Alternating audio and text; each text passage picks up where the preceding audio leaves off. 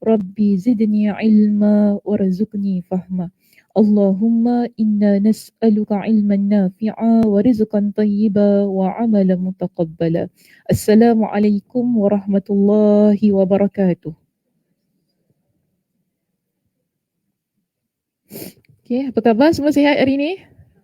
Alhamdulillah. Sejuk ke panas? Sejuk. Sejuk. Hujan.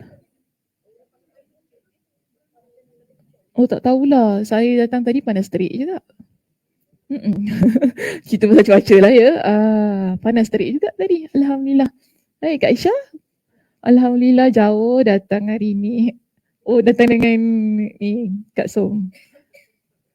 Oh, terserempak Kak Som. Okey lah, Alhamdulillah. Mana-mana terserempak lah. Okey, baik. Alhamdulillah hari ni kita bertemu. Sekali lagi untuk tidak membincangkan buku kita. Ada yang bawa kitab ya. Allah cia. Tak apa, berat tak? Tak apalah. Boleh lah. Tak apalah. Okey, tak apa. Alhamdulillah. Mudah-mudahan dapat pahala lagi ya. Yang lebih, lagi banyak. Tapi hari ni kita akan bincang satu topik yang khusus kerana minggu ini Masjid Darul Ghufran mengadakan Minggu Hubun Nabi. Tak silap saya daripada hari Isnin betul tak? Isnin Ustaz Mahfuz. Okay, sampailah nanti. Jadi setiap daripada asatizah diberikan topik lah berkaitan dengan Nabi SAW. Pagi ini bagi saya topik saya tetap sama dengan pengajian yang biasalah yang kita adakan dalam kuliah kita setiap hari Rabu tentang hati juga. Mudahlah untuk kita relate nanti kalau minggu depan kita nak sambung kan pengajian. Jadi hari ini satu topik yang khusus kita akan bincangkan ialah tentang merawat hati dengan sabda Nabi SAW. Okay. Saya ada slide tapi saya tak tahu dekat masjid ada letak ke tak? Ada? Ada di Facebook Okay, Alhamdulillah. Ada link letak link. Okay. Jadi boleh ambil link ataupun download di Facebook slide saya ni untuk mengikutilah pengajian ini dengan lebih mudah. Baik, biasanya kita begini sebagai pengenalan, bila kita cakap tentang nak rawat hati ni, perkara yang pertama yang akan terlintas di pemikiran kita ialah kita nak rawat hati kita dengan Al-Quranul Karim. Itu standard. Benda yang biasa kita dengar kan, nak rawat hati macam mana? Macam orang kata banyakkan baca Al-Quran, selalu dekatkan diri dengan Allah Subhanahu Wa Taala. Perkara-perkara ini perkara yang biasa. Cuma jarang kita ketengahkan satu kaedah untuk merawat hati tersebut menggunakan sabda Nabi SAW. Bukan saya kata tidak ada kerana sepanjang pengajian kita yang dah bertahun-tahun ini, jika perasan, bila saya mengajar, saya gunakan hadis-hadis Nabi untuk membantu kita bagaimana nak rawat hati ni.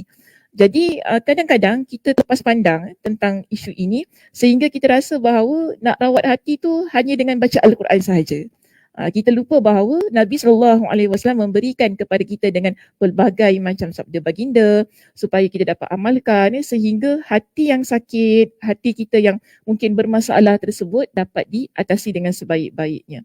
Namun sebelum itu penting untuk kita memahami apakah sebenarnya yang dimaksudkan dengan sabda Nabi SAW. Jadi kalau kita merujuk kepada perbincangan di kalangan para ulama hadis tentang maksud hadis itu sendiri memiliki pelbagai macam definisi. Di kalangan para ulama hadis secara majoritinya mereka berpendapat bahawa hadis ini ataupun sabda Nabi SAW ialah ma udhifa ila nabi min qaulin aw fi'lin aw taqririn aw sifatin. Setiap apa yang kita sandarkan pada Nabi SAW daripada sudut qaul itu maksudnya kata-kata. Kemudian daripada sudut perbuatan. Seterusnya takrir apa? Pengakuan. Dan yang keempat ialah sifat. Bila keempat-empat perkara ini kita sandarkan ia kepada Nabi SAW, inilah yang kita panggil sebagai sabda Nabi. Bermakna setiap apa yang kita kata ini kata-kata Nabi, maka itulah sabda Nabi SAW. Dan bila orang kata ini Nabi buat tau, ini Nabi tunjuk kita buat tau macam ni. Okay, so kita kata ini adalah hadis Nabi SAW. Ataupun orang kata ini Nabi mengaku, Nabi tengok walaupun Nabi tak cakap apa-apa, Nabi tak tegur apa-apa, tapi Nabi kata okey apa, ini kita panggil sebagai pengakuan. Dan kita ada sifat. Sifat tu maksudnya ialah apa yang menjadi akhlak diri Nabi, cara Nabi senyum, cara Nabi berbual, cara Nabi berjalan, cara Nabi menyelesaikan sesuatu perkara, ini semua kita panggil sebagai sifat. Walaupun tidak disebutkan. Okay, jadi keadaan-keadaan yang sedemikian menunjukkan kepada kita ucapan, perbuatan, pengakuan serta sifat. Kesemuanya itu kita panggil sebagai hadis Nabi SAW yang boleh kita kata sebagai sabda baginda SAW. Jadi jelas ya, bila kita kata nak merawat hati menggunakan hadis Nabi SAW, kita melihat daripada kesemua aspek itu tadi. Kata-kata Nabi, perbuatan Nabi, pengakuan Nabi dan sifat Nabi SAW. Maka kesemua itu tadi bila kita jumpa dalam bacaan-bacaan kita, dalam hadis-hadis yang kita pelajari, itulah yang boleh kita panggil sebagai cara ataupun kaedah untuk merawat hati seseorang. Jadi maknanya di sini konteks perbincangan kita pada pagi ini lebih tertumpu kepada hadis-hadis berkaitan dengan hati. Ada kalau kita rujuk dalam beberapa kajian yang telah saya baca, ada lebih kurang dalam 10 ataupun 8 hadis yang menjelaskan tentang hati, yang fokus tentang hati. Tetapi saya tak nak go through kesemuanya sebab panjang perbincangannya, tetapi kita akan lebih lihat bagaimana kaedah yang diguna pakai oleh Nabi SAW ketika seseorang memiliki masalah daripada sudut kejiwaannya. Jadi daripada ke-10 ataupun 8 hadis lah yang telah saya kaji itu, kita dapati bahawa ada 4 ataupun 5 yang boleh dipanggil sebagai hadis yang tertumpu kepada rawatan untuk hati seseorang. Maka sebab itu sebelum itu kita lihat di sini. Sebelum kita masuk kepada kaedah nak merawat hati itu kan, kita kena faham kenapa kita nak rawat hati kita. What's the problem? Okay, apa yang menjadi sebab? What's the cause? Okay, kenapa hati kita ni sampai kita nak rawat? Bagi saya contoh, kenapa? Gelisah lagi? Tak tenteram lagi, gelisah tak tenteram semua. Okay, lagi.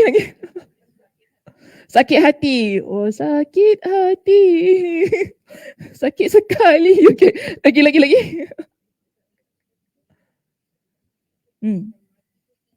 Hati bingung. Fikiran yang bingung. Hati attach. Oh, pemikiran dan hati attach. Jadi hati bingung. No. Ni apa? Kepala bingung. Dia menjejaskan hati kita. Baik. Selain itu, ni semua macam bingung lagi sakit hati. Apa stres? Stres tentang apa tu? Orang perempuan dengan orang lelaki siapa lagi stres? Kenapa Fitri? Oh, kalau anak exam, emaknya yang stres. Papanya tak stres. Oh. Bapak dia enjoy. Oh, bapaknya fokus dekat duit. Tak, kalau saya tak. Kalau saya tak ada maknanya. Tak ada maknanya. Okey, jadi stres, lagi apa tadi, bingung, runsing, gelisah. Wah, ni semua negatif ya. Ada tak perkara positif yang boleh buat hati kita suka?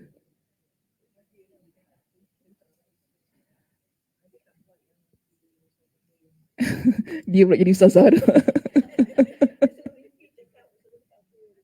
So cakap apa? Ada tak perkara-perkara yang selain daripada tadi lah gelisah, kan, runsing, bingung, sakit hati, stres, sedih. Rasa jauh dengan Allah, sedih, Masya Allah, tabarakallah. Banyak ya poin dia yang buat kita ni nak rawat hati kita. Tapi dekat sini semua sakit hati ke tak ni? Oh tak. Okeylah, balik. Tak sesuai keadaan nak bincang ni. Aku tak sakit hati, buat apa nak duduk kelas tu, ya Allah, hati aku bersih. Hati aku bersih je lah, ya Allah, okey je, tak ada apa, I'm okay, fine, okay. Tak ada apa juga. Tapi kita jangan rasa kalau kita sedih tu tak okay. It's okay not to be okay. Jadi jangan rasa macam, kenapa aku sedih, kenapa aku nangis. Okay saja, tak ada masalah. Okay, tak ada masalah. Cuma dia mesti dalam keadaan yang terkawal. Sebab itu di sini saya datangkan dua keadaan yang mana dipetik daripada kitab Ighathatul Lahfan yang telah disusun oleh Imam Ibnul Qayyim Al-Jauziyah dalam kitab ini. Dia kata penyakit hati ini ataupun hati yang sakit, dia ada dua keadaan yang perlu kita fahami.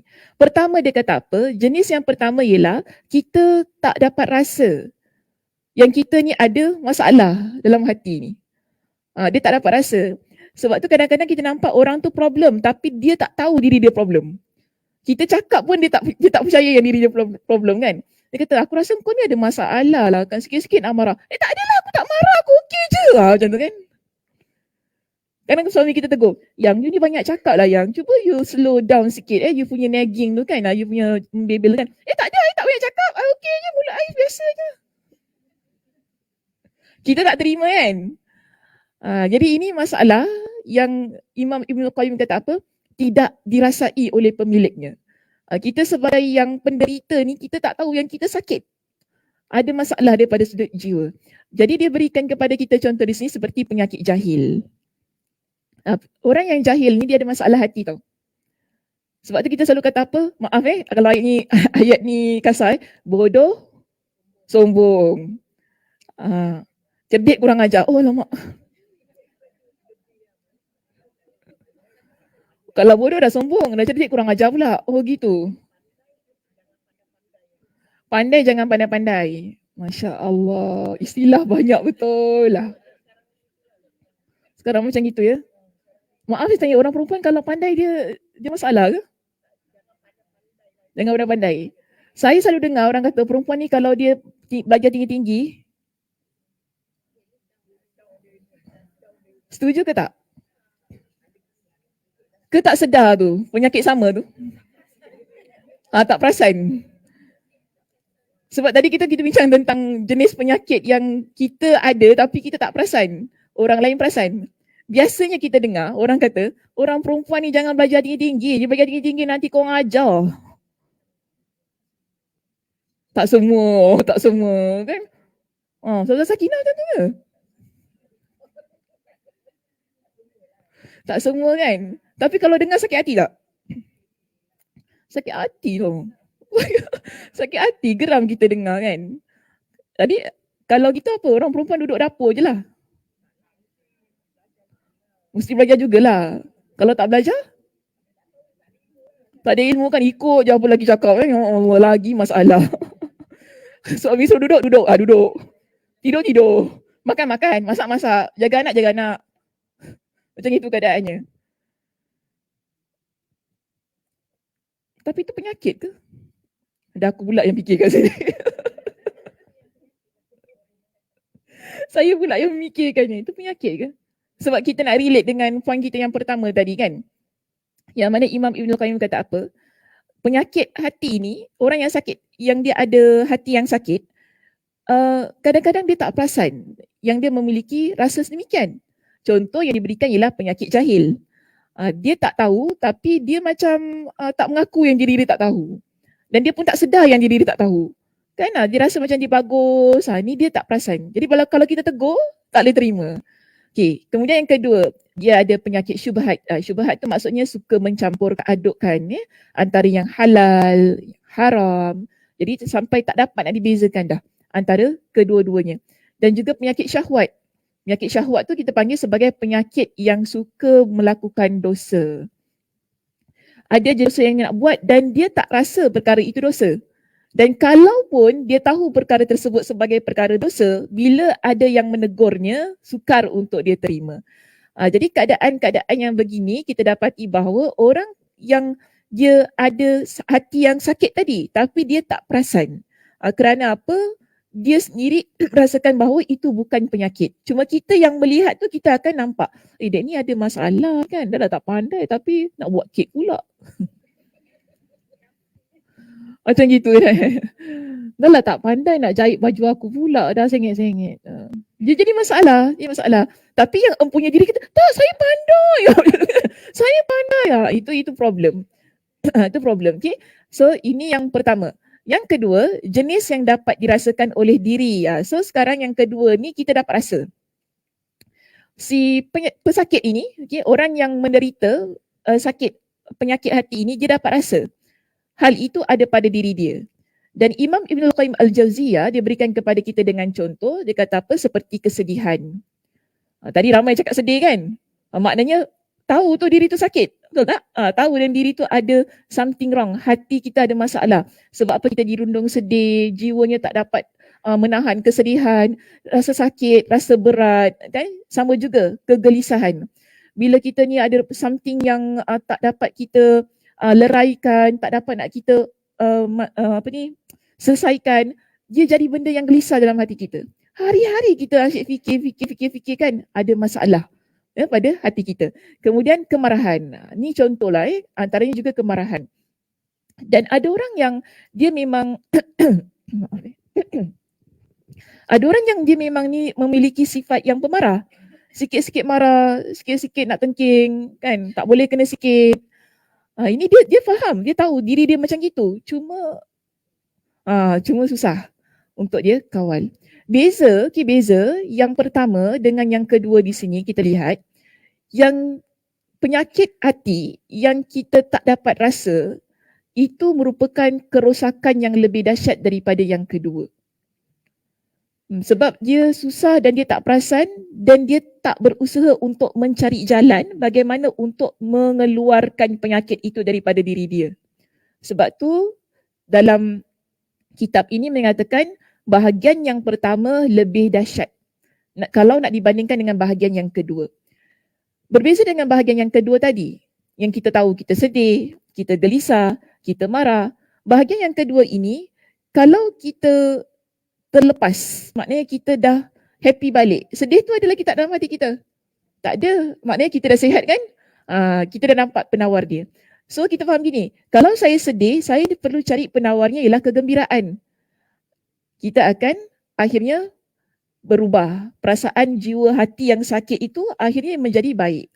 Sama juga kalau kita gelisah, kita mesti cari jalan bagaimana saya nak keluarkan hati ataupun diri saya ini daripada kegelisahan tersebut. Kerana kita tahu hati yang gelisah ini adalah hati yang sakit. Kita tak boleh terus-terusan dalam keadaan kegelisahan itu. Jadi kita usaha untuk cari jalan keluar. Bagaimana saya nak hilangkan rasa gelisah itu tadi daripada diri saya. Akhirnya bila berjumpa, kita sihat kembali. Sama juga dengan kemarahan.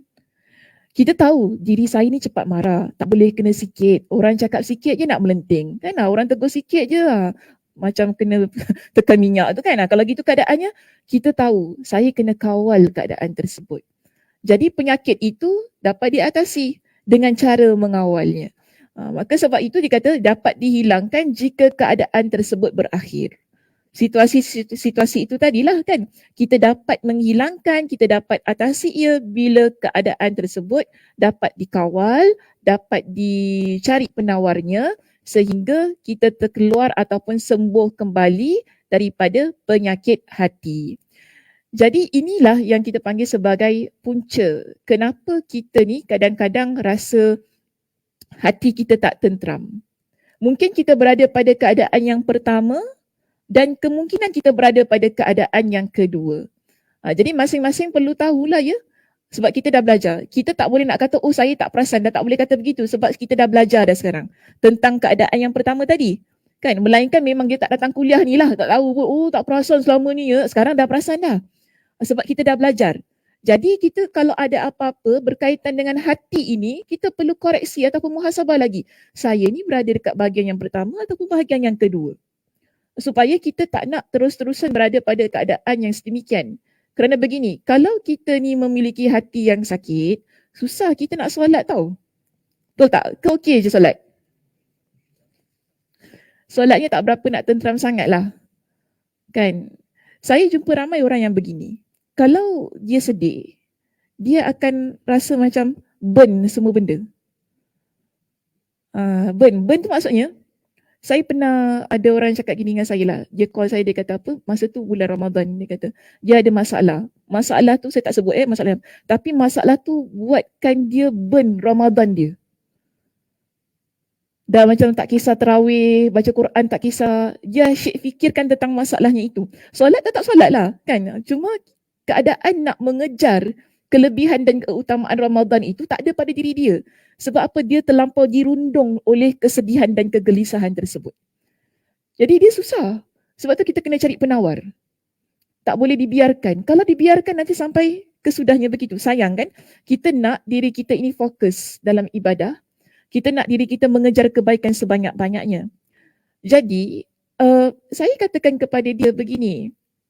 Sebenarnya, masalah dalam hidup ini bukan menjadi penyebab kita jauh daripada Allah.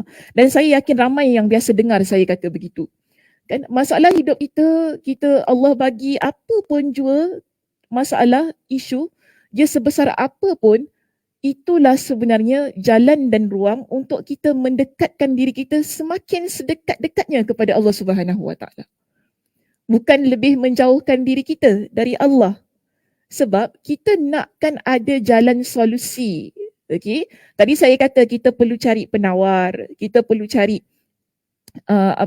jalan keluar. Tetapi kita tak boleh menunggu dan menanti jalan keluar itu datang pada diri kita. Ia memerlukan kepada usaha. Pertama sekali usahanya ialah minta pada Allah. Ni jangan lupa, ramai orang lupa tentang ni. Minta pada Allah. Kalau kita sedih, kita minta pada Allah, ya Allah kau hilangkan kesedihan aku. Dia begitu keadaannya. Di samping kita berusahalah untuk menghilangkan kesedihan tersebut. Dia tak boleh setakat doa-doa juga ya. Nanti kan jadi masalah pula. Tak ada usahanya. Jadi kita perlu usaha bagaimana untuk menghilangkan kesedihan itu. Dengan pertama sekali berdoa, bukan semata-mata usaha.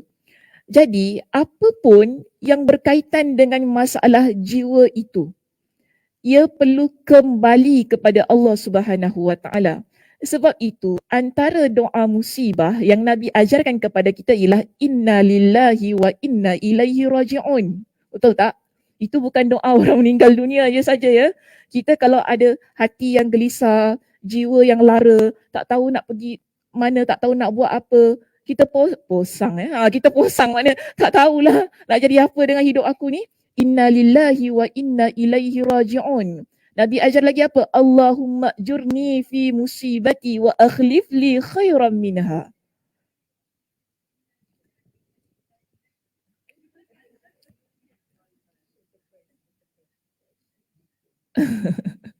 Ada dua suara ya? Oh, rupanya suara ada yang serupa dengan saya. Itu press stay tahu. Okey, jadi tadi apa saya sebut? Inna lillahi wa inna ilaihi raji'un. Okey, kita kembali kepada Allah Subhanahu Wa Taala. So itu doa. Doa yang mana mengembalikan kita kepada Allah Subhanahu Wa Taala. Dan Nabi tak kata itu doa kematian. Nabi kata apa? Itu adalah doa orang yang ditimpa musibah. Musibah itu termasuk kepada hati kita yang lara tu tadi. Hati kita yang gelisah, hati kita yang tak terkawal, tak tahulah apa nak rasa, sakit hati, stres, macam-macam tadi kan, semua sebutkan stres, dengan anak, dengan laki, semua benda lah stres dalam hidup, tak tahulah bila tak stresnya. Kita kata apa? Inna lillahi wa inna ilaihi raji'un. Kita kembalikan kan diri kita, ini kita panggil sebagai ucapan istirja'. Ucapan istirja' bermaksud ialah minta kembali kepada Allah Subhanahu Wa Taala. Kemudian kita minta apa tadi? Allahumma jurni fi musibati. Ya Allah, kau berikanlah kepada aku dengan pahala pada musibah aku. Wa akhlif li khairan minha, dan kau berikanlah ganti untuk aku dengan ganti yang lain. Okey, saya letak kat sini doanya.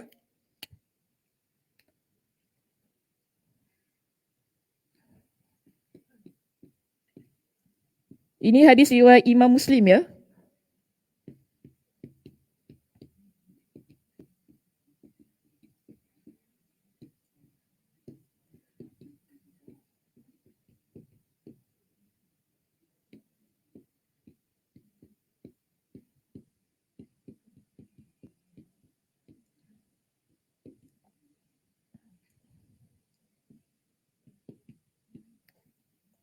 Sebelum tu baca apa? Innalillah. Nak tulis juga? Tak payah? Betul tak payah? Ingat tak nanti lupa pula. Alah tulislah. Cian.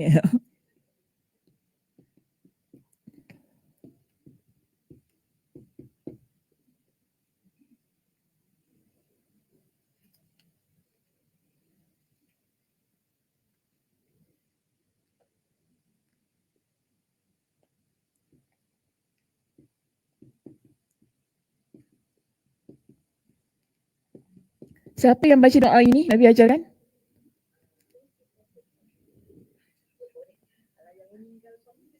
Suami dia meninggal siapa? Bukan Kak Som tu. Ummu Salam. Masya Allah, tabarakallah. Dah hafal hadis banyak ya Kak Som? Bagus Kak Som. Masuk kelas Ustaz Sakinah, hafal hadis banyak. Boleh jadi pakar hadis. Okey. Ummu Salamah. Apa yang berlaku kepada Ummu Salamah Kak Zah? Suami dia meninggal. Suami dia siapa? Abu Salamah. Senang aja. Suami dia Abu Salamah. Okeylah, saya boleh terima. Okay, Abu Salamah meninggal. Kenapa Abu Salamah meninggal?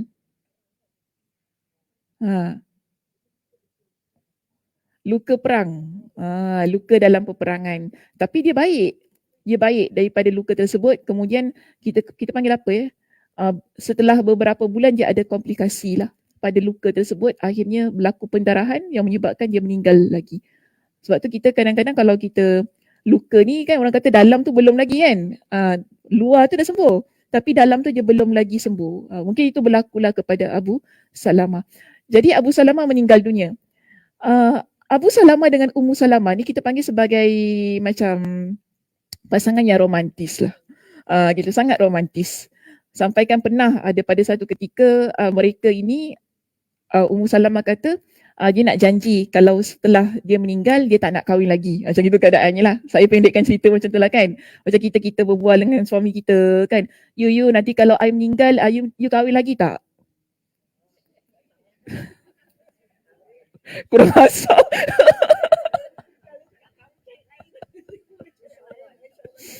InsyaAllah. InsyaAllah kahwin lagi. Kalau kita insyaAllah kahwin lagi. Kalau suami kita kata,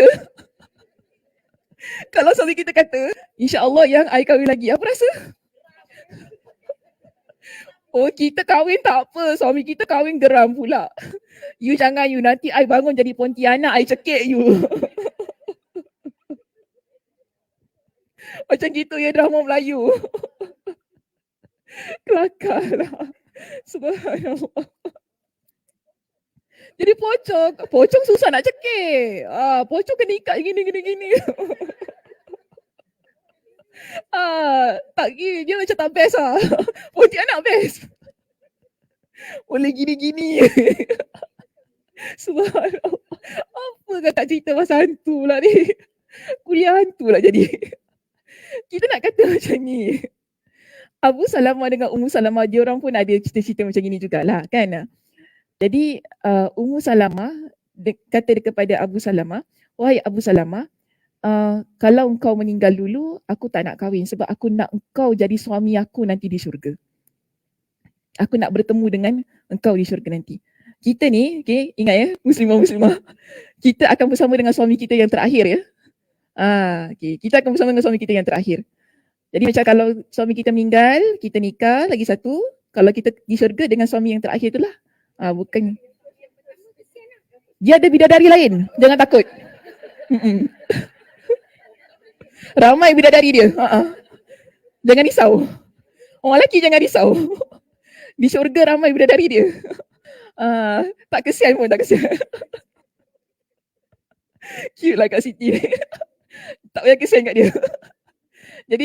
Jadi Ummu Salamah ni kata apa? Aku nak, okay, sebab tu dia tak nak kahwin lah. Dia kata, aku nak, apa tu, nanti di akhirat, di syurga, kita sama-sama bertemu, kita menjadi suami isteri sekali lagi. Tapi Abu Salamah, Masya Allah, tabarakallah. Dia kata apa? Wahai Ummu Salamah, aku doa engkau akan dapat suami yang lebih baik daripada aku. Aku doa engkau dapat suami yang lebih baik daripada aku. Alhamdulillah, bagus kan macam tu kan.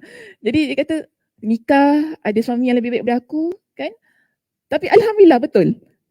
Bila Abu Salamah meninggal dunia, Nabi SAW mengajarkan kepada Ummu Salamah. Sebenarnya doa ini ialah diajarkan kepada Abu Salamah. Abu Salamah balik rumah, dia ajarkan kepada Ummu Salamah. Jadi Ummu Salamah dia ingat doa ini ketika Abu Salamah meninggal dunia.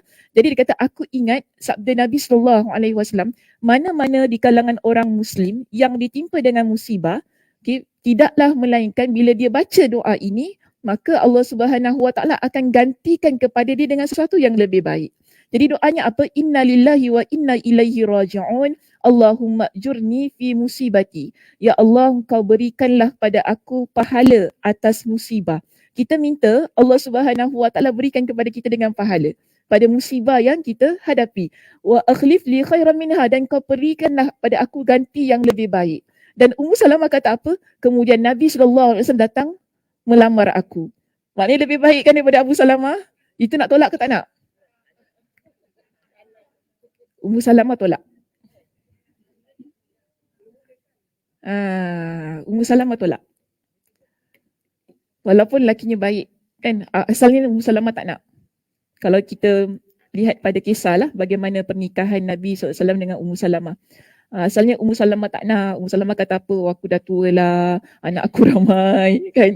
Jadi Nabi pun kata, kalau kau kata kau dah tua, aku pun dah tua juga. Anak awak anak saya juga. Macam itulah ya, mengayat. Anak awak anak saya juga. Macam gitu.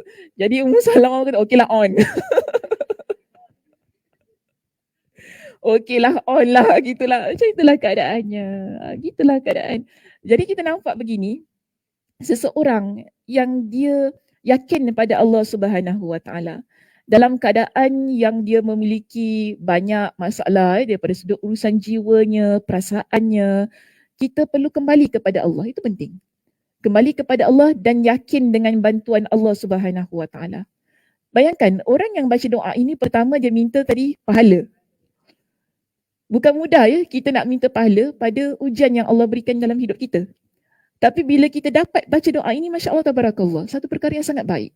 Maknanya kita doa, ya Allah kau bagi pada aku pahala atas musibah ini. Bermakna kita nakkan sabar bila berlaku ujian tersebut dalam kehidupan kita. Seterusnya kita minta ganti. Ganti ni jangan mentang-mentang Ummu Salamah dapat suami lagi baik, kita pun nak suami baik ni. Tak semestinya. Tak semestinya kan. Nanti ada makcik pula, saya tak nak, saya nak suami saya satu aja. Saya tak nak lah baca doa ni. Ada pernah dulu makcik tu kata dengan saya, Sosa, kalau suami saya meninggal, saya tak nak baca doa ni. Saya nak suami saya satu je. Saya kata, cik, ini bukan doa agak ganti suami, cik.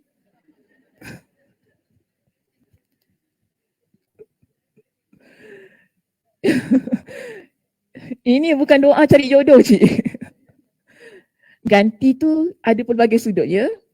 Allah berikan kesihatan, rezeki yang murah kan. Tapi dapat suami pun rezeki juga Syakna ya. Kalau yang baik rezeki lah. Kalau baik rezeki lah. Kalau dapat yang haprak rezeki. Allah gantikan dengan rezeki. Maknanya Allah limpahkan kita dengan kebahagiaan. Ini semua kan. Nampak tak? Ganti maknanya Allah berikan ganti kita dengan, tadi sedih, Allah ganti kita dengan kebahagiaan, ketenangan jiwa. Ini semua ganti-ganti yang mungkin kita tak terfikirlah.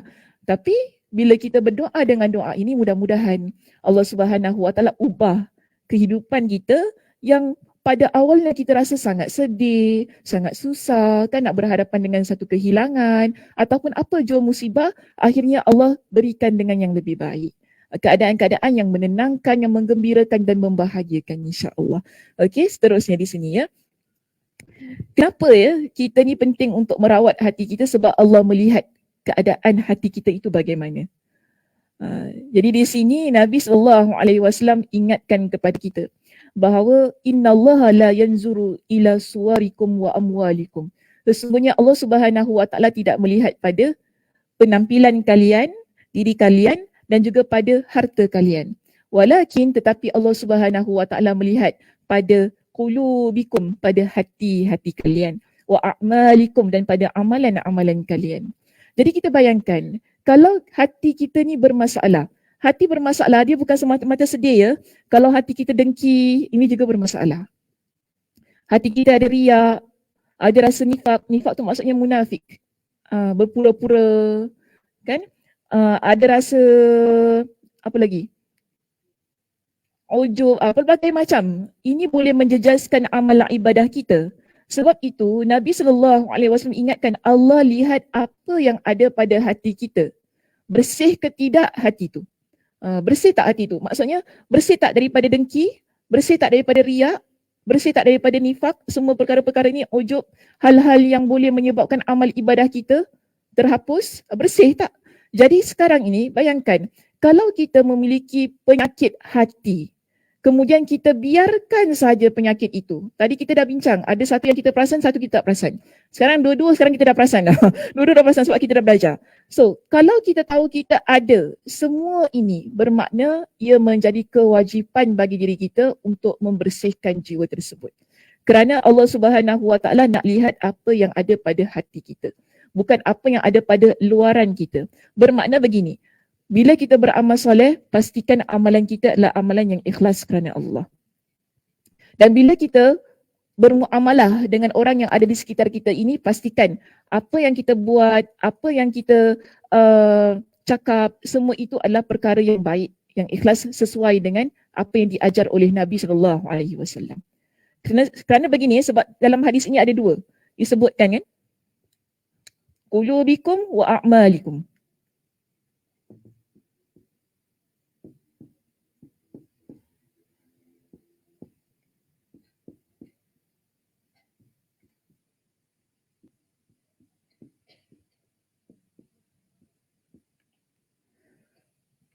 Nabi tak kata Allah lihat pada hati kita semata-mata. Tetapi Nabi kata Allah lihat pada hati dan amal kita bagaimana. Sebab tu minggu lepas saya kata hati dan amalan kita dia mesti selari. Ini dalil dia. Okay, kenapa hati dengan amalan mesti selari? Sebab Allah lihat kepada hati dan juga pada amalan kita. Kalau hati kita baik, maka amalan kita akan baik, begitu. Kalau hati kita tak baik, maka amalan kita juga akan tidak baik. Ataupun dia tak boleh kontradik, dia mesti selari keadaannya. Jadi di sini, bila kita kata hati kita baik, hati kita itulah hati yang sihat, tidak berpenyakit. Amalan kita juga akan jadi sihat dan tidak berpenyakit. Maka sebab itu di sini Nabi SAW kata, kalau kita ni nak menjadi seorang Muslim yang baik, minggu lepas saya datangkan hadisnya. Apa hadisnya? Tentang apa? Hati yang bersih. Okey, apa dia punya istilah tu? At-taqiyun naqiyu. Ingat itu aja. Sebelum itu apa? Orang yang terbaik. Ada dua kan cirinya? Okey, satu? No. Ayul muslim afdal. Okey, muslim mana yang lebih utama? Nabi berikan dua ciri. Pertama, istilahnya saya ingin dulu. Itu penerangan. La. Kau cakap Arab terus. Nabi kata apa? Sadukul lisan. Sadukul lisan. Dia punya stres tu. Itu rupanya je nak. Sadukul lisan. Lidah yang benar kan, jujur. Kemudian, makhmum. Ini saya nak dengar tadi, Fitri. Tak bawa buku. Itulah siapa suruh tak bawa buku. Buku nota tu ada tu. Oh, ada buku ceramah, ada buku lain, ada buku kuliah. Masya Allah. Baguslah. Saya kalau buat exam boleh kelas ni?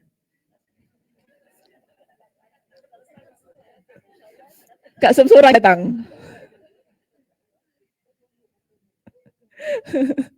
Jadi ada dua. Satu, sadukul lisan. Dua, makhmum al-qalb. Ini ciri siapa? Muslim yang afdal. Baru belajar minggu lepas ya. Itulah. Baru belajar minggu lepas ya.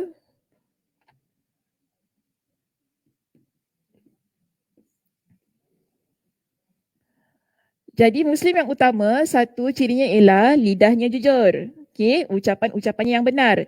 Yang kedua ialah hatinya makhmum, makhmumul qalb. Okay, barulah Fitri kita berikan penerangannya apa tadi? Satu, at-taqiyun naqiyu la ithma fihi wala ghilla wala la baghya wala ghilla wala hasada. Hadis riwayat siapa, Riza? Semua tentang Muslim nampaknya. Hadis riwayat siapa? Ibn Majah dengan sanad yang sahih, Masya Allah. Komentar juga sahih tu.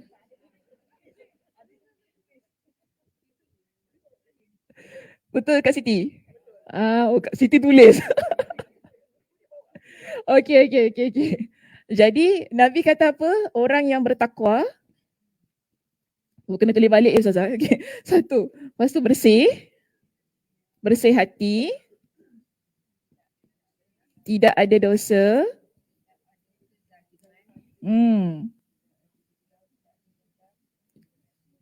Tulis bahasa Melayu panjang lah, tulis bahasa Arab senang ya. Tidak ada kezaliman, tak ada dendam, dengki. Kalau seseorang, bermakna begini kita terbalikkan. Kalau seseorang dia tak bertakwa kepada Allah, kulub hati dia berpenyakit.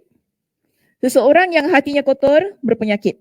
Okay? Seseorang yang hatinya ada dosa, dia berpenyakit pada hati dia. Begitu juga kalau ada kezaliman, ada dendam, ada dengki, ini semua kita panggil sebagai penyakit hati yang ada pada diri seseorang. Jadi, kita nak beramal soleh ni ya muslimah dalam keadaan yang hati kita di sini. Bukan yang terbalik. Kalau hati kita begini keadaannya, insya-Allah amalan kita ialah amalan yang baik-baik sahaja. Allah Subhanahu Wa Taala pandang, Allah Subhanahu Wa Taala terima. Jadi kita nak yang begitu. Namun kalau hati itu berpenyakit, Allah lihat orang ini beramal tapi amalannya tak ada ketakwaan. Yang ada ialah riak. Allah terima tak? Sayang kan? Nantinya seperti apa debu-debu yang bertebaran di langit. Di hari kiamat ramai orang nanti akan terkejut melihat amalan sendiri. Sebab apa dia rasa dekat dunia ni dia buat pelbagai macam amal. Tapi nanti di akhirat Allah tunjukkan amalan itu dia berterbangan. Umpama debu-debu yang berterbangan macam itu. Dan kita akan terperanjat, kenapa macam gitu? Mungkin hati kita dekat sini ada masalah. Jadi hati-hati. Okay? Kita perlu sentiasa muhasabah diri kita, muhasabah niat kita kembali, tajdid niat kita kembali agar semuanya berada pada keadaan yang baik. Okey, baik, seterusnya. Di sini saya datangkan 3 panduan Nabi SAW untuk merawat hati kita tadi.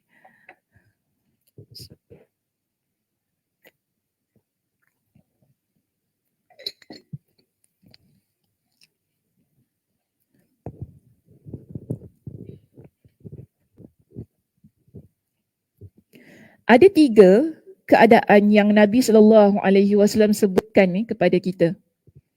Bila hati kita bermasalah, bagaimana kita nak bersihkan kembali hati itu? Jadi first kali, of course lah, kalau dah kotor kena bersihkan. Jadi macam tu kan? Adakah benda kotor nak biarkan saja? Tak apalah, pakai je. Baju kalau kotor nak pakai tak? Cuci. Kalau pakai? Gatal. Allergic macam-macam kan? Tapi kalau hati kotor, kenapa nak pakai lagi? Oh, tak nampak. Allah. Tapi, dia pada bahagian yang pertama tadi ya. Oh, ada pula je punya alasan kat sini. Bahagian yang pertama tadi, okey, dia tak perasan lah. Sekarang ini, kita kata, Nabi SAW beritahu kepada kita tahu tau hati kita kotor ataupun tidak. Sebab di dalam hadis ini, hadis riwayat Imam At-Tirmizi dengan sanad yang hasan, Nabi kata, innal abda iza akhta'a khati'atan. Seseorang hamba bila dia melakukan satu dosa. Kita faham konteks hadis ini, kita buat satu dosa. Okay? Innal abda iza akhta'a khati'atan nukitat fi qalbihi nuktatun sauda. Akan ada satu titik hitam di dalam hatinya. Itu yang akan berlaku kepada hati kita bila kita buat satu dosa. Ada satu titik hitam.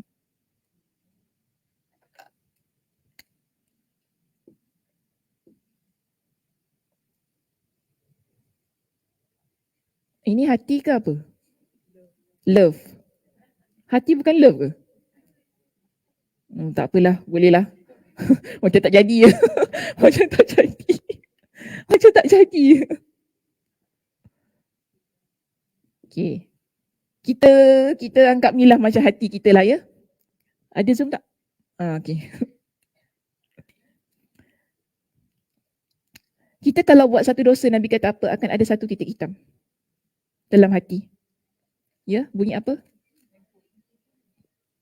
Sila matikan handphonenya. Ada satu titik hitam dalam hati kita. Satu dosa tau. Kemudian Nabi kata apa? Orang ini, فَإِذَا هُوَ نَزَعَ, jika sekiranya dia berhenti melakukan dosa itu, وَاسْتَغْفَرَ وَتَابَ, dia beristighfar kepada Allah dan dia bertaubat kepada Allah, سُقِلَ قَلْبُ, hatinya akan kembali berkilat. Begini keadaan hati kita. Kalau kita buat dosa, ada satu titik hitam tadi.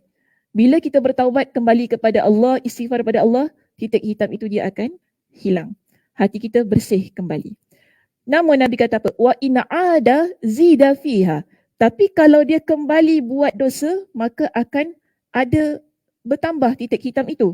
Tadi satu, kita tak bertaubat, kita tak beristighfar, bahkan tak menyesal, kita terus-terusan buat. Makin banyak dosa kita buat, maka akan banyaklah titik-titik hitam dalam hati kita.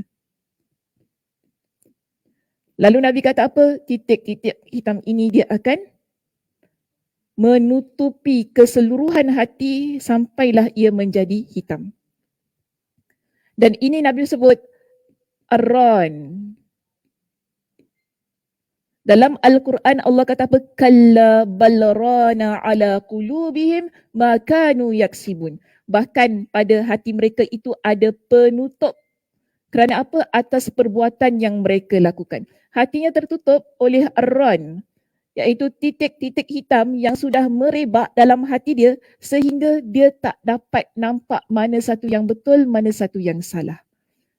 Ini bahaya bila kita membiarkan diri kita terus-terusan dalam perbuatan dosa. Itulah punca kenapa hati kita semakin sakit, punca hati kita semakin gelisah, punca hati kita semakin kecewa, punca hati kita ni semakin tak tenang. Sebab apa? Kita tak nampak. Walaupun kita datang orang kata nasihat, cakap itu, cakap ini, dia masih lagi tertutup. Kita nak buka balik ni, Nabi ajar kita nak buka balik. Maknanya kita nak hilangkan titik-titik hitam ini ataupun Ar-Ran itu tadi. Taubat pada Allah. Kembali kepada Allah Subhanahu Wa Taala. InsyaAllah hati kita akan kembali pulih, sihat dan tenang. Kerana apa? Tadi kan kita kata inna lillahi wa inna ilaihi raji'un. Kita kembali kepada Allah Subhanahu Wa Taala. Jadi ini kaedah yang Nabi SAW ajarkan kepada kita. Bagaimana kita nak merawat hati yang sakit itu tadi? Istighfar, taubat. Hati kita akan kembali berkilau, berkilap dan ia penuh dengan labuci.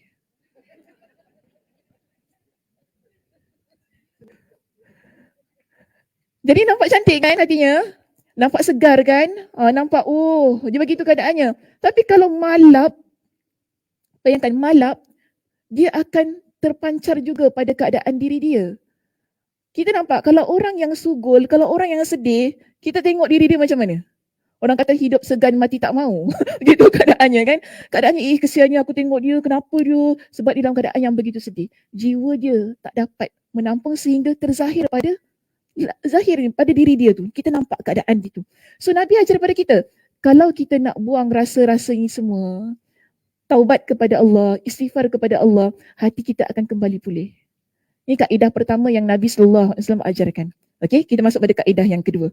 Kaedah yang kedua di sini, Nabi SAW kata apa? Melazimi amal baik. Melazimi amal baik. Sebab tu saya selalu ingatkan, hidup kita ini jangan bosan melakukan kebaikan. Setiap kebaikan yang kita mampu lakukan, teruskan. Walau apa pun jua yang orang kata tentang diri kita. Sebab apa? Kita nak melazimi perbuatan-perbuatan baik itu tadi. Dalam sebuah hadis, Nabi SAW ada dialog bersama dengan seorang sahabat bernama Wabisah. Hadis ni riwayat Imam Ahmad dengan sanad yang sahih, walaupun di sana ada di kalangan para ulama mengatakan hadis ini tidak sahih, tetapi setelah saya membuat beberapa bacaan, kita dapati bahawa hadis ini masih lagi boleh diterima pakai dan boleh digunakan sebagai dalil. Okey, saya sebut dulu ya sebab nanti takut nanti belakang hari nanti orang kata, hadis ni tak sahih pakai.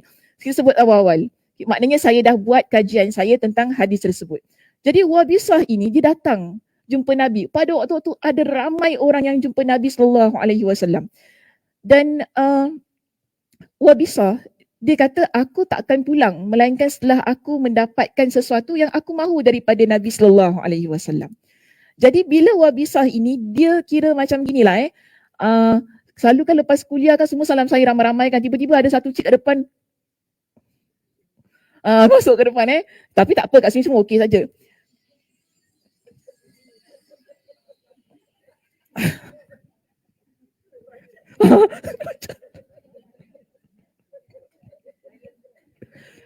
Sampai macam terhilang dialog semula-semula. Apa nak cakap apa? Aku nak cakap apa? Oh, okey. Tapi kuliah ni okey saja, tak ada masalah pun kan. Kadang cik sakit kaki, susah, tak apa kita bagi ruang kepada cik. Tapi Wabisah ini ditegur oleh yang lain. Diorang marah Wabisah sebab apa? Dia langkah. Dia langkah kan. Dia kata, Wabisah, kenapa kau ni? Kenapa? Kau pergi. Orang semua marah dia kan. Sampai 2-3 kali orang halang dan Nabi SAW nampak keadaan itu. Nabi kata apa? Biarkan Wabisah datang dekat kepada aku. Nabi kata apa? Biarkan Wabisah tu dekat kepada aku. Kemudian Wabisah ini dia kata kepada Nabi SAW. Maaf, Nabi SAW kata kepada dia, Ya Wabisah, ukhbiruka au tas'aluni. Wahai Wabisah, bila Wabisah tu dah sampai dekat depan, Wabisah ni lelaki ya, nampak macam nama perempuannya. Wabisah ni lelaki. Dia datang kat depan ni, Nabi kata, wahai Wabisah, engkau hendak aku kabarkan kepada engkau atau engkau yang nak tanya pada aku? Nabi kata, nak tanya soalan ke nak saya yang bagi nasihat? Itu maksud Nabi SAW. Jadi Wabisah kata begini, faqala la, qultu la, bal akhbirni. Tak, bahkan engkau lah yang berikan kepada aku nasihat. Begitu. Nabi SAW pun kata kepada Wabisah, Jikta tas'alani anil birri wal isim. Engkau datang kepada aku untuk menanyakan tentang kebaikan dan dosa.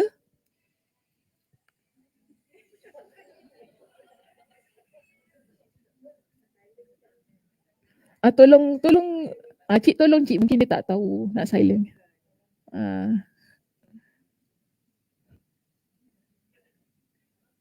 Tak apa. Tapi kalau bunyi lagi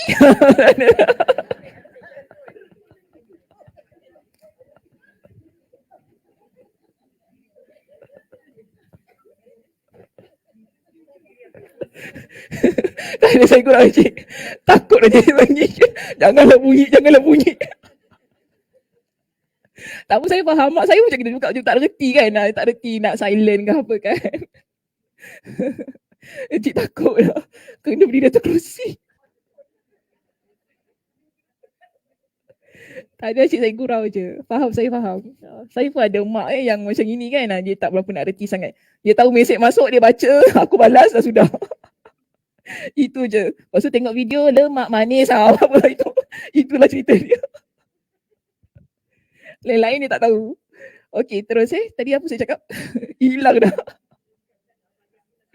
Okey.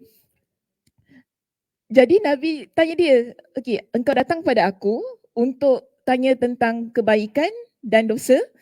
Jadi Wabisah kata, faqala na'am. Okay, faqala na'am, ya, macam tu.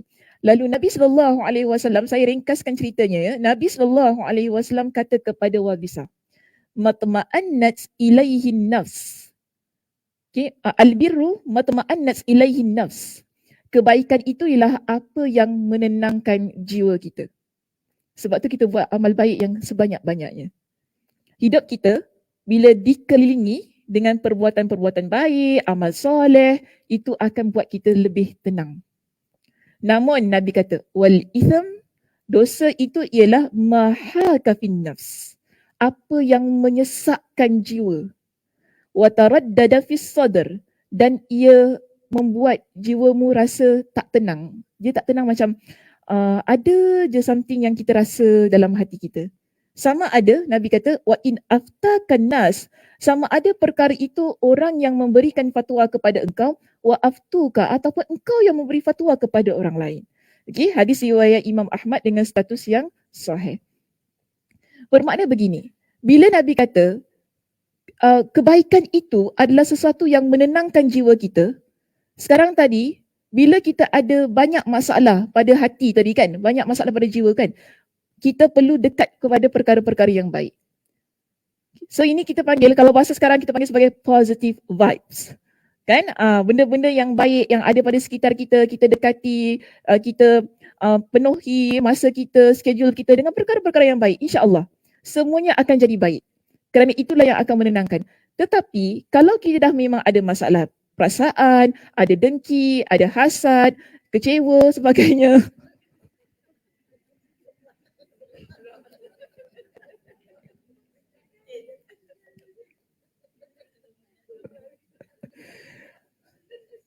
ini bukan masalah hati ya. Bukan ya? Bukan masalah hati. Cobaan. Ini betul-betul bukan cobaan. Ini betul-betul bukan cobaannya. Subhanallah.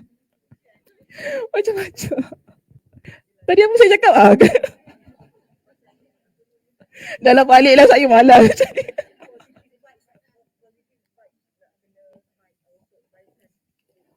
Okey. Nabi kata apa tadi kan? Kebaikan itulah yang menenangkan hati kita. Bila ia menenangkan hati kita, bermakna dalam hidup, jika setiap saat kita dikelilingi dengan kebaikan, kita bangun pagi, kita dah mula dengan baik, perkara-perkara yang baik. Kan? Kita terus keluar rumah, kita mula dengan hal-hal yang baik. Semualah kita jumpa dengan orang yang baik, kita bercakap dengan ucapan-ucapan yang baik, kita nampak benda yang baik, kita dengar perkara yang baik, semuanya baik, insya-Allah. Ketenangan itu akan kita miliki. Tapi beza, bangun pagi dan tengok benda maksiat contoh, kan? Lepas tu keluar rumah, cakap benda yang maksiat. Bila nak tenangnya? Sebab tadi Nabi kata apa? Al-itham, dosa itu ialah yang menyesatkan dada kita. Makin banyak dosa, makin banyak perkara maksiat yang kita buat, makin sesak dada kita, makin sempit. Dan hati kita tak tenang. Wataraddada nafs, wataraddada fis sadr. Nabi kata, dan ia akan buatkan jiwa kita ni asyik ada gangguan, asyik rasa macam ada something yang terbeku ke apa semualah kan. Macam-macam ayat lah kita keluarkan di situ. So tugas kita sekarang ialah, tadi kita dah bertaubat pada Allah, kaedah yang pertama kan. Taubat pada Allah, istighfar pada Allah. Yang kedua ialah penuhi kehidupan kita dengan amal soleh. Ini jangan lupa. Sebab ada orang taubat-taubat juga, tapi dosa-dosa juga tu masalah. Kan, dah taubat, usai dah taubat dah, tapi mulutnya tak nak jaga. Kemudian niatnya pula kadang-kadang bermasalah. So kita di sini ada tanggungjawab yang besar. Sebab hati kita ni, kita bincangkan minggu lepas, ia adalah raja kan, yang duduk bersemayam sebagai satu singgasana dalam diri kita ini. Jadi dia perlu diberikan perhatian yang sangat kepada dia. Tak boleh dibiarkan. Maka pertama tadi, istighfar, taubat. Kedua, buat amal soleh dengan sebanyak-banyaknya. Ketiga, jauhi sangka buruk. Sangka buruk tu macam mana? Suuzon. Okay, suuzon tu macam mana? Macam mana Mak Isa? Kalau orang buat sesuatu, jangan sangka yang bukan-bukan. Contoh?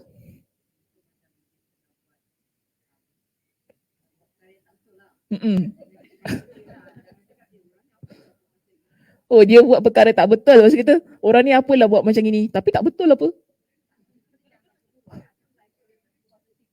Oh, kita positif dulu.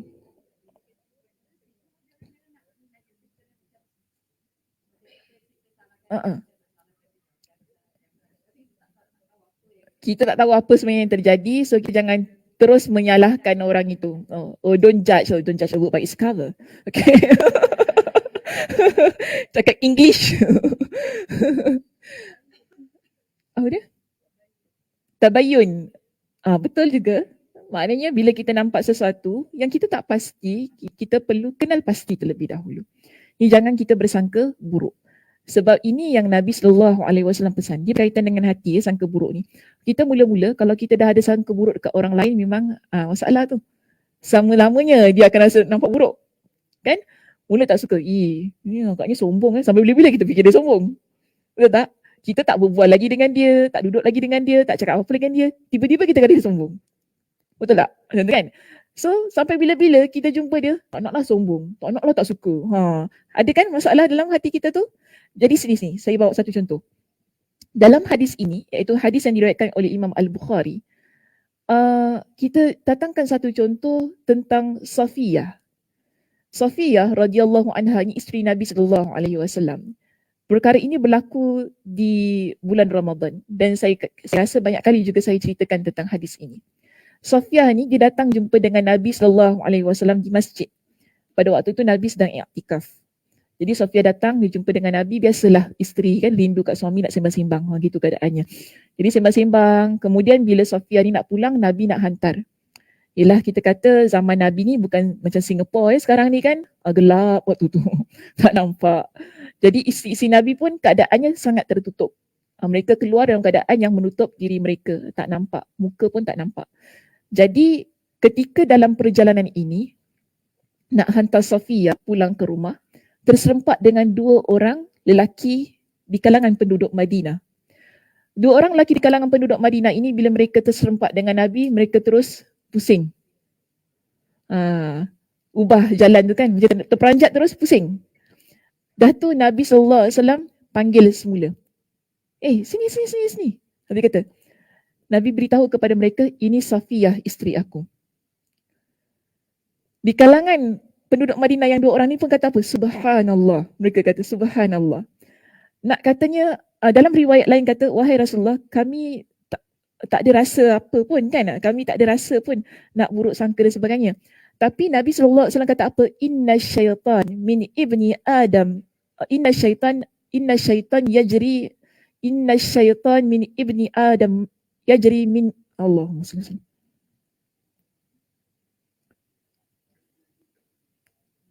Inna syaitan yajri min ibni Adam majrad dam. Nabi kata gitu. Sesungguhnya syaitan itu dia jalan dalam diri manusia ini menerusi aliran darah. Wa inni khashitu ayyukzifa fi qulubikuma syai'an. Sesungguhnya aku takut syaitan itu akan mencampakkan sesuatu ke dalam hati kedua kalian. Sebab tu Nabi SAW terus beritahu kepada mereka siapa wanita ni. Itu kalau dibiarkan agak-agak macam mana tu? Gosip kan esok pagi tu dah satu Madinah dah. Semalam aku nampak Nabi dengan perempuan, tak tahu perempuan mana dah. Macam itu kan. Tak tahu perempuan mana. Dia, kalaupun dia tak cakap apa-apa, tapi tu boleh tidur ke tak? Balik rumah terfikir, tadi Nabi dengan siapa malam-malam gelap-gelap. Dia fikir gitu tau. Sebab syaitan ini dia akan masukkan pada diri kita ni dengan bisikan-bisikan yang jahat. Benda yang tak ada pun jadi ada. Kita dah fikir bukan-bukan. Ini perkara yang seharusnya dihindari. Dan ia berlaku dengan begitu cepat sebagaimana aliran darah dalam diri kita. Kan? Kalau darah kita jalan slow macam mana?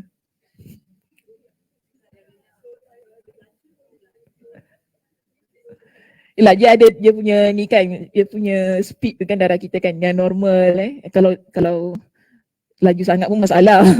Maknanya kadar yang laju yang sepatutnya lah. Untuk menunjukkan kepada kita, darah kita dalam badan ni dia mengalir kan, yang menyebabkan kita boleh bergerak dengan baik, yang menyebabkan kita boleh buat segala perkara sesuatu tu dengan sebaik-baiknya. Kerana apa? Perjalanan darah kita tu baik. Kalau tak dia sakit kan? Syaitan ini dia jalan dalam diri kita begitu cepat. Sehingga terus terdetik dalam hati kita ni terus dimasukkan. Sebab itu kadang-kadang kita kata tak orang tak kita ya. Kita kalau nampak something, kita mesti ada terdetik sesuatu dalam hati kita. Betul tak? Jangan tipu saya.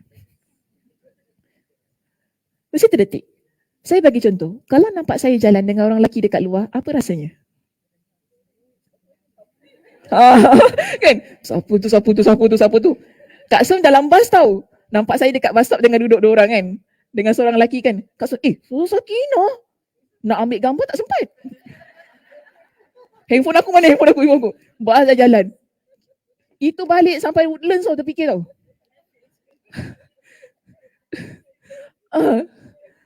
Dia tak mesej saya je, mesej geng-geng dia lah. Aku nampak sosok Sakina kau dengan seorang lelaki tak tahu siapa. Handsome pula tu. Nak kata dah kahwin, belum kahwin pula belum kahwin lagi. Nak kata dah kahwin, belum kahwin lagi pula kan, tak pernah dengar pun dia kahwin. Siapa tu duduk macam itu? Teruk apa perangai. Kita dah rasa kan, ini syaitan. Syaitan yang buat kita rasa begitu. Dia buat kita rasa curious, dia buat kita rasa bersangka-sangka. Kan sampai Kak Som nampak saya, Miampa tak suka. Kat kuliah bukan main lagi. Cakap dengan lelaki kena jaga, tak boleh duduk rapat-rapat. Duduk rapat-rapat, bukan main rapat gini.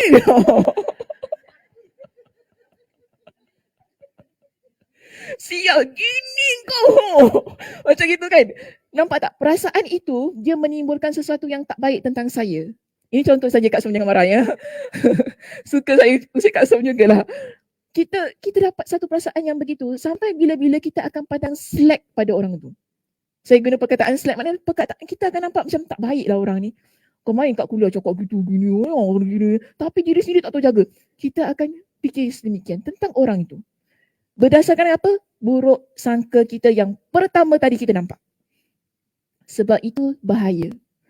Sebab itu tadi Nabi SAW, bila Nabi nampak lelaki kedua-dua tu kan, diorang tukar jalan tu kan, Nabi tahu ni nanti balik tak boleh tidur ni. Ni balik mesti fikir macam-macam pasal aku ni. Nabi terus panggil kedua-duanya, Nabi kata apa? Ini Safiyah isteri aku. Jadi begitu keadaan kita ni dalam menjalani kehidupan. Kita nak jaga hati kita tahu.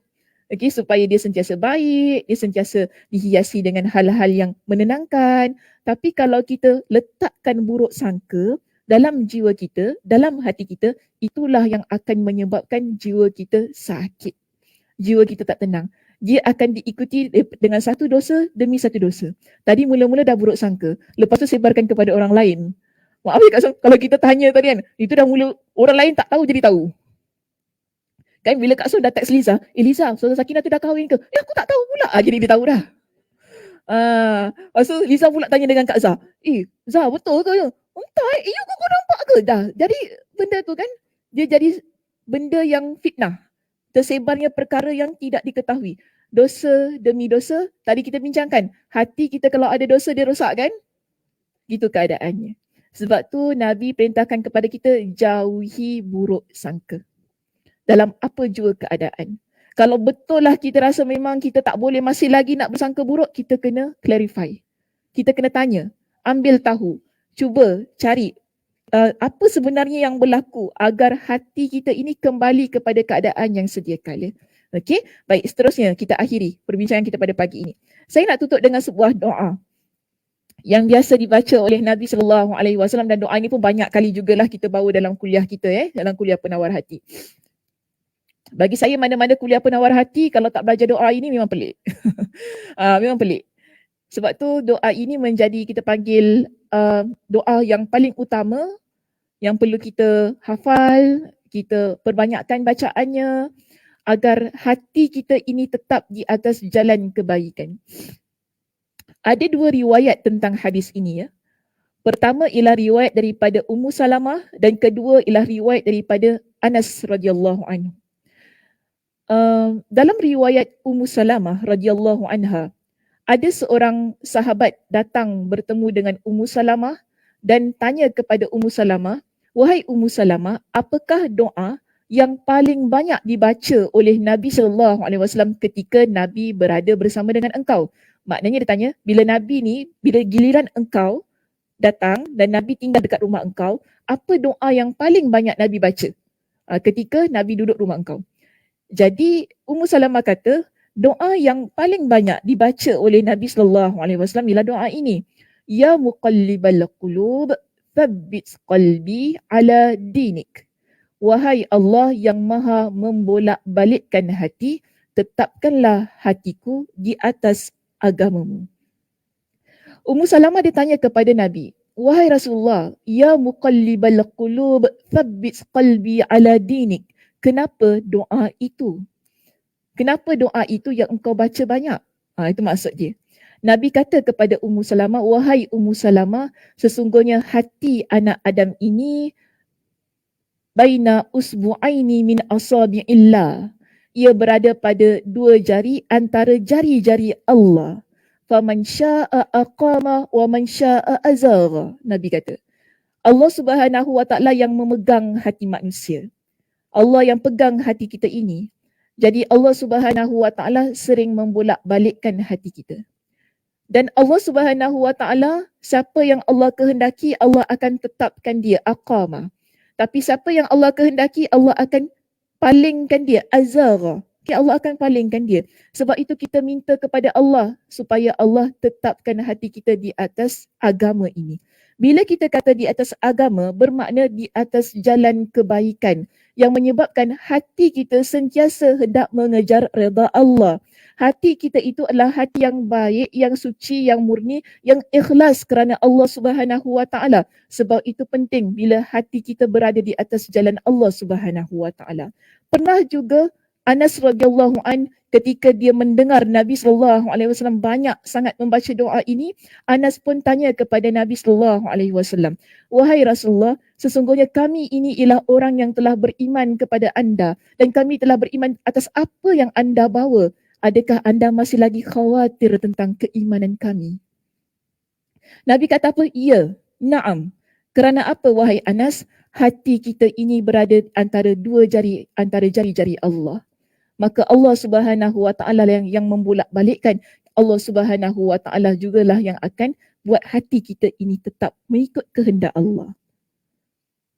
Jadi kita minta, kalau setiap hari kita minta kepada Allah, Ya Allah, kau tetapkan hati aku ini di atas jalanmu, di atas agamamu, bermakna Allah Subhanahu Wa Taala yang maha mendengar, Allah Subhanahu Wa Taala yang maha mengabulkan doa kita, tetaplah hati kita di atas jalan Allah ini.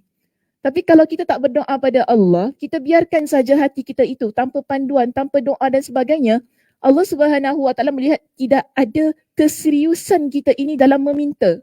Allah Subhanahu Wa Taala kata, hamba aku ni tak pernah minta pula supaya hati dia tetap di atas jalan aku.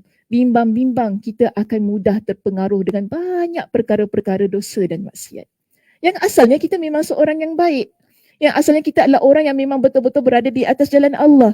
Tapi kerana kita jarang minta pada Allah, kita rasa kita dah cukup kuat di atas jalan ini, akhirnya kemungkinan kita mudah terpengaruh pada hal yang tak sepatutnya kita dipengaruhi. Maka sebab itu jangan tinggalkan doa ini. Minta sebanyak-banyaknya kepada Allah Subhanahu Wa Taala agar hati kita tetap di atas jalannya, supaya kita semua menjadi muslimah-muslimah yang taat kepada Allah, tidak kira dalam apa jua keadaan, suka, duka, bahagia, derita, kerana yang kita tahu hati kita ialah hati yang sentiasa ingin mengejar redha Allah. Jika begitu keadaannya, insya-Allah, mudah-mudahan Allah Subhanahu Wa Taala menempatkan kita semua di dalam jannahnya. Wallahu a'lam bissawab. Okey, itu sahaja pengajian kita pada pagi ini. Mudah-mudahan Allah Subhanahu Wa Taala memberikan kepada kita dengan kesihatan, kelapangan masa ya untuk terus-terus mengikuti pengajian kita. Minggu depan bawa buku lah ya. Jangan lupa jangan tak bawa buku lah. Tiba-tiba kosong tangannya ya. Saya tahu kitab saya tu berat. Okey, kita ada permintaan di sini untuk membacakan Al-Fatihah pada saya minta maaf ya kalau saya silap baca namanya ini, Kifli Adam bin Muhammad Yusof yang sedang dalam keadaan koma. Jadi mudah-mudahan ya kita sama-sama mendoakan untuk Kifli Adam ini agar Allah Subhanahu Wa Taala memberikan kesihatan, kesembuhan yang terbaik buat beliau, juga untuk ahli keluarganya lah supaya sabar, kita baik berhadapan dengan ujian ini. Maka dengan berkat Al-Fatihah ini, ala hazihi niyah Al-Fatihah. A'udzubillahi minasyaitonirrajim. Bismillahirrahmanirrahim. Alhamdulillahi rabbil alamin, arrahmanirrahim, maliki yaumiddin. Iyyaka na'budu wa iyyaka nasta'in. Ihdinas siratal mustaqim. Siratal ladzina an'amta 'alaihim ghairil maghdubi 'alaihim waladdallin. Okey jemaah, itu saja untuk hari ini. Saya tutup dengan tasbih kafarah. Subhanakallahumma wa bihamdika asyhadu an la ilaha illa anta astaghfiruka wa atubu ilaik. Assalamualaikum warahmatullahi wabarakatuh.